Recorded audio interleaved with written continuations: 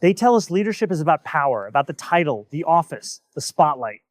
But leadership, real leadership, begins long before the oath and far beyond the stage. It begins in the small, silent choices that no one applauds. When you decide to be fair, even when it costs you. When you listen to someone who doesn't sound like you. When you stand for a person the world refuses to stand with. The truth is, leadership doesn't come wrapped in a flag or bound by a scripture. It comes alive in the moment someone chooses justice over comfort. And yet, time and time again, we see people mistake identity for ideology. They hear a name, they see a background, they assume a belief. They ask, can someone of this faith lead us all? As if empathy needs a religion. As if fairness must pass through a filter before it reaches another heart. It's as though we've forgotten that before we are Muslim, Christian, Jewish, or atheist, we are human beings, sharing the same air, walking the same crowded streets, seeking the same peace. Leadership doesn't demand you believe in a particular heaven. It demands you create a better earth. Every time a society begins to doubt whether a person can lead because of where they pray, it exposes a deeper insecurity, a fear of losing control over the story of who belongs. But belonging is not granted by tradition or title. It's proven by service. The person who wakes up before dawn to feed the hungry, who stands in line with the homeless to understand their pain, who spends the day listening more than speaking that person, leads more powerfully than any nameplate ever could. Leadership is not a sermon. It's an act of sacrifice, repeated quietly until it changes the rhythm of a nation. I have seen leadership in the faces of people who will never sit behind a desk of power. The sanitation worker who shows up before sunrise so that the city wakes up clean. The nurse who holds a stranger's hand through pain. She cannot heal, but refuses to ignore. The teacher who buys notebooks from her own salary because she refuses to let her students be forgotten. None of them lead from authority. They lead from compassion. They may not carry religious titles, but their actions are prayers in motion, honest, humble, and human. So when people ask if a leader's faith matters, the answer is yes, but not in the way they think.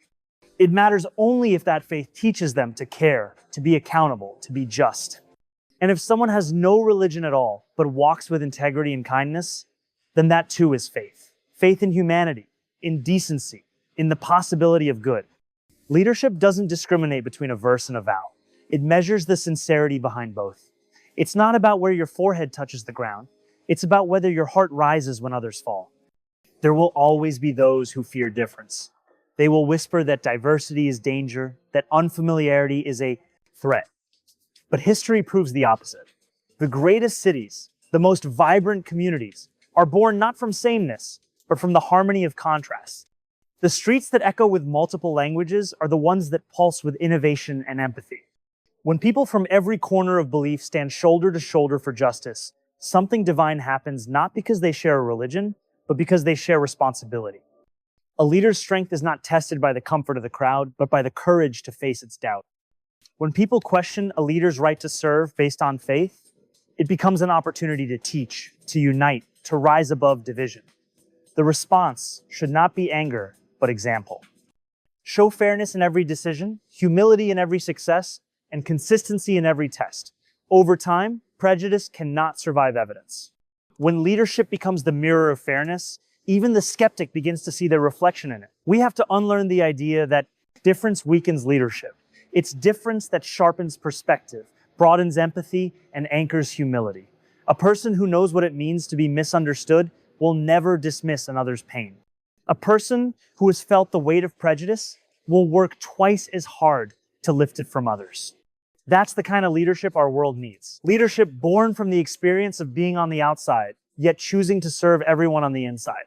True leadership is not a privilege. It's a burden carried with grace. It's the willingness to listen to voices that disagree, to protect rights that do not benefit you, to defend freedoms that belong to others. It's not about leading a faith, it's about leading with faith. Faith in fairness, in humanity, in the possibility that a city divided by differences can still beat with one heart. That is what makes leadership timeless. It transcends belief, it transcends borders, and it reminds us that the truest religion of all is justice itself. There is something sacred about responsibility, not the kind that comes from titles or ceremonies, but the kind that begins the moment people place their trust in you. To serve is to carry the weight of countless lives, people who don't know your story, who may never share your faith, but who look to you and say, lead us fairly. That trust is not a trophy, it's a test. It demands honesty even when the truth hurts, courage when fear feels easier, and fairness when bias whispers in your ear. The promise of leadership is not comfort, it's accountability. It's waking up every day, knowing that decisions made in a quiet office ripple through the homes of millions. A leader's first duty is not to the people who agree with them, but to those who doubt them. Because leadership is not measured by applause. It's measured by how you treat those who cannot return your kindness. It's easy to lead when the crowd is cheering, but real leadership is revealed when you stand before skepticism and choose humility over hostility. To serve means understanding that justice cannot belong to one faith, one color, one class. It belongs to all. Justice is not a selective principle. It does not bend to accommodate comfort. It demands that every person, regardless of where they come from or what they believe, is seen, heard, and protected. The idea that fairness is optional is what fractures societies. The moment we start defining worth through difference, we lose the essence of community. Leadership exists to mend that fracture, to remind people that equality is not a favor extended by the powerful, it's a birthright shared by all. And to protect that birthright, a leader must sometimes stand alone, not against the people, but against their fears. Because fear has a way of dressing up as reason. It whispers that some people don't belong, that some voices are too foreign, that some prayers are too different. But fear has never built a nation, it has only divided them. Leadership is an act of translation. It means taking the language of justice often buried in law books, policies, and promises, and turning it into action people can feel. It's making fairness visible in the way streets are cleaned, in the way children are educated, in the way safety is ensured for all. A leader's faith, if it means anything, should manifest not in words, but in works, in every decision that favors the collective good over personal gain. The truest expression of belief is not in reciting what is right, but in doing what is right when no one is watching. Every religion teaches compassion, but compassion without structure is just sentiment. Leadership gives it structure. It transforms mercy into policy, kindness into reform, and empathy into justice. It bridges the gap between belief and daily life. So when someone in power acts fairly, it is not just governance, it is grace in motion. It shows that leadership can be spiritual without being religious, moral without being moralistic, and faithful without dividing by faith. The challenge is that fairness is often misunderstood as weakness. People expect leaders to be unshaken, decisive, powerful. And yet the greatest power lies in restraint, in listening, in understanding the pain behind someone's anger. Leadership is not about silencing dissent. It's about transforming it into dialogue. It's realizing that every voice, even the one raised against you, carries a truth that can strengthen your service. To be just is to be patient enough to hear what others cannot say easily, to stand still in the noise until the meaning behind it becomes clear. The measure of a leader's success is not how many people fear them, but how many people trust them, not because of shared faith, but because of shared fairness. When people from every background feel protected under the same laws, when they feel their prayers and their silence are valued equally, that is when leadership becomes real. A leader's greatest sermon is consistency, treating everyone by the same standard, guided by principles that do not shift with the weather of public opinion. Fairness is not abstract. It has a face, a heartbeat, a name. It's the immigrant worker who feels safe walking home at night. It's the small business owner who knows the system will not crush them. It's the child who believes their future isn't determined by their surname. When leadership is rooted in fairness, every citizen feels seen. And that feeling, that sense of being part of something larger, something just is what keeps a society from falling apart. Leadership is not about convincing people of who you are. It's about showing them through action. The greatest message a leader can give is this: you may not share my background, but you will always share my concern. That is the promise that binds communities stronger than any ideology or creed. And once people experience that kind of fairness, that unwavering commitment to serve every soul, equally religion stops being a dividing line. It becomes what it was always meant to be, a reminder to do good, to be just, to lead with the same care you wish for yourself. In the end, leadership asks for one thing: to see humanity before identity. When that happens, decisions change, systems heal, and people begin to trust again. Because when fairness becomes the foundation, faith in whatever form becomes the fruit. And that, above all else, is what true leadership should strive to grow. Walk through any street in this city and you'll see the story of coexistence written on every corner. The rhythm of footsteps on the sidewalks is a symphony of difference. 1,000 languages weaving one sound. 1,000 dreams finding one sky.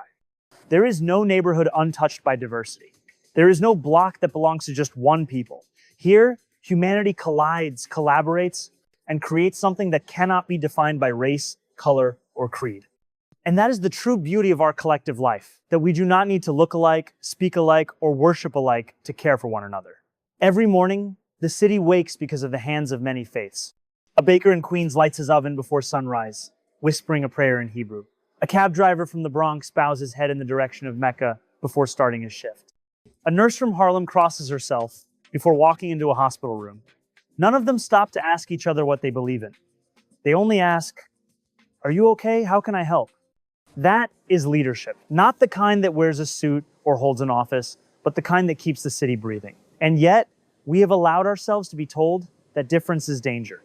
We've been taught to look at one another with suspicion rather than solidarity. But the truth is, difference is not a threat. It's the source of our strength. Diversity doesn't weaken a nation. It deepens its soul.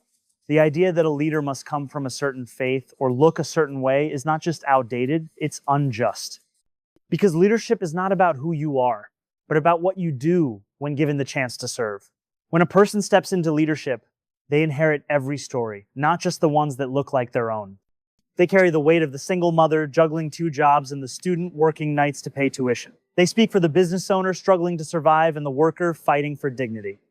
Leadership means becoming fluent in the language of every citizen's hope and every community's pain. To lead in a diverse city is to become a bridge, not a barrier. Imagine if the bridges of this city decided they would only hold up cars driven by people of one belief. Chaos would follow. The city would collapse under its own division. Leadership works the same way. It must carry everyone equally, or it fails its purpose entirely. The role of a leader is to ensure that every citizen, no matter how they pray, who they love, or where they were born, feels that they belong. Because belonging is not a privilege. It's the heartbeat of a just society. The greatest lesson in leadership is learning to see yourself in the lives of others. It's understanding that the pain of one community is the pain of all. When a synagogue is vandalized, the mosque should mourn. When a church is burned, the temple should stand in solidarity. And when any group is silenced, the entire city loses its voice. Justice cannot survive in isolation. It thrives only in unity. A true leader recognizes this and works to build systems that protect everyone, not just those who agree with them. Leadership in a diverse world means listening differently. It means hearing not just the loudest voices, but the quiet ones too, the ones that tremble when they speak, the ones that have been ignored for generations. It means walking into rooms where you are not fully understood and still choosing to understand others. It requires humility, the willingness to admit that you do not know every story, and the discipline to learn them anyway. Leadership that refuses to listen becomes dictatorship. Leadership that listens deeply becomes transformation. In this city, every face is a mirror. The old woman on the subway, the child selling candy on the corner, the worker sweeping the street, they are not strangers. They are reminders. Reminders that leadership is not about distance, but proximity. It's about being among the people, not above them. The moment a leader begins to think of themselves as separate, they lose sight of who they serve. Because the truest measure of power is how it treats those who have none. There is an old saying that light shines brightest where shadows fall deepest. Our diversity is that light. It reveals the humanity in our differences and the strength in our shared struggles. It reminds us that leadership cannot be limited by boundaries of belief. It must stretch across faiths, across fears, across every barrier that keeps people apart. The mark of true leadership is not uniformity, it is unity. And unity is not everyone thinking the same, it is everyone being treated the same. So when we walk through this city, when we see the baker, the cab driver, the nurse, the artist, we should remember that we are all threads in the same tapestry. Some threads are bright, some are dark, some are rough, some are soft, but remove even one, and the pattern begins to fall apart. Leadership exists to keep that tapestry whole, to ensure that no thread is pulled loose by prejudice or forgotten by neglect. Because a city is not measured by the height of its buildings, but by the depth of its humanity. And when that humanity is honored, when difference is celebrated instead of feared, leadership becomes what it was always meant to be, the art of holding us all together. What truly defines a leader is not the sound of their promises, but the silence of their fairness. When the crowd disperses and the lights fade, what remains is the quiet work, the long hours, the tough choices, the constant testing of integrity. That is where leadership either stands or falls. And the hardest part is that fairness rarely makes headlines. It does not parade itself. It simply shows up day after day, making sure that no voice is unheard, no hand is left empty, no life is deemed less valuable. It is easy to preach equality. It is far harder to practice it when no one is watching. The foundation of fairness is not power, it's empathy. It's the ability to look into another person's life and recognize yourself in their struggle. When leadership is rooted in empathy, every decision becomes an act of service, not of superiority. Because real leadership doesn't say, I know better. It says, I understand what it feels. Like, it refuses to build walls of privilege. It builds bridges of understanding. The strongest leaders are not those who shout the loudest, but those who listen the longest. They know that progress does not come from domination, but from connection. The world has seen leaders who ruled through fear. They silenced dissent, divided communities, and dressed cruelty in the language of control. But fear can never sustain a people. It only freezes them. Fairness, on the other hand, liberates. It gives people faith in something greater than a face or a flag. It gives them faith in justice itself. When a leader is fair, people begin to believe again. In institutions, in systems, in each other. And that belief is what rebuilds nations. Leadership that is fair does not demand loyalty, it earns trust. Fairness is not a moment of kindness, it is a lifelong discipline. It means applying the same standard to those you admire and those you oppose. It means giving credit where it's due, even when it's inconvenient, and admitting fault when you fall short, even when it's uncomfortable. The easiest temptation in leadership is to surround yourself with people who agree with you. But fairness demands that you listen to those who challenge you, because sometimes truth speaks with a trembling voice. The goal of leadership is not to win every argument. It's to ensure every argument is heard. There is a quiet revolution in treating people equally. When a citizen realizes that their background doesn't decide their chances, that their accent doesn't determine their access, that their beliefs don't affect their rights, something powerful shifts. They start to believe that justice is possible. And when people believe in justice, they start building it with you. That is how fairness multiplies one act of equity at a time, one honest decision after another.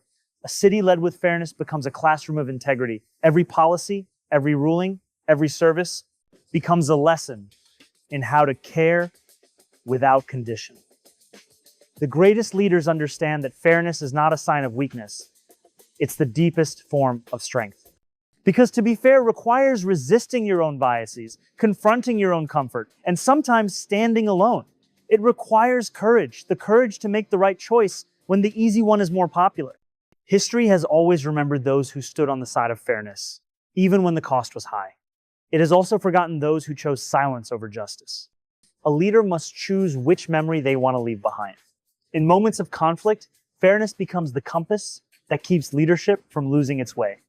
When tempers rise and voices clash, fairness steadies the ground. It reminds us that justice is not revenge, and mercy is not weakness. Fairness does not mean treating everyone the same. It means giving everyone what they deserve. It's about recognizing that equality begins when opportunity is not. Reserved for the privileged, but extended to the deserving. And in that space, where fairness replaces favoritism, true peace begins to grow. There will always be those who misinterpret fairness as disloyalty, who believe that standing for everyone means standing against someone. But leadership is not about taking sides. It's about creating balance. A fair leader does not lead for applause. They lead for alignment, aligning power with purpose, authority with accountability, and influence with integrity. They understand that leadership is not about control, but stewardship, managing what has been entrusted to you so that everyone, not just a few, can thrive. Fairness has a way of transforming everything it touches. It can turn mistrust into cooperation, rivalry into respect, division into solidarity. When people see that decisions are made without bias, they begin to hope again. Hope makes them participate. Participation creates progress, and progress keeps the spirit of leadership alive. The cycle begins and ends with fairness. It's the thread that binds people together when belief systems differ, when opinions clash, when identities collide. The truest test of leadership comes when fairness costs you something, when it means disappointing your supporters to protect your opponent's rights, when it means defending a principle that earns you no praise. That is when the meaning of service is revealed. Because fairness is not about convenience, it's about conscience. It's not about standing with the majority, it's about standing with morality. And when that becomes the guiding principle, leadership transcends religion, race, and politics. It becomes what it was always meant to be, a force that restores faith in humanity itself. So when all the noise fades and the questions settle, what remains is simple. Leadership has no religion. It does not kneel to one creed, nor rise under one banner. It breathes through the acts of fairness that unite rather than divide, through the courage to serve those who doubt you, and through the humility to listen before you speak. The measure of a leader is not in the faith they claim, but in the justice they deliver. Every generation is tested by how it defines belonging. This is ours. Will we cling to the walls of identity, or will we build bridges of humanity? Will we judge a leader by the sound of their prayer, or by the strength of their principles? True progress begins the moment we stop asking who someone is and start asking what they stand for. A city, a nation, a world cannot flourish when its people live behind lines of suspicion. But it thrives when every person, Muslim or Christian, believer or non-believer, native or newcomer, knows that their voice matters equally. That is not a dream. That is the duty of leadership. If there is a prayer worth repeating, it is this. Let fairness be our faith. Let justice be our tradition. And let humanity be our shared home. 4. Leadership is not the property of any religion. It is the responsibility of every heart, brave enough to serve without prejudice, to love without condition, and to lead without fear. And when that truth becomes the foundation of how we govern and how we live, we will finally understand that the highest act of faith is not in what we believe, it is in how we treat one another.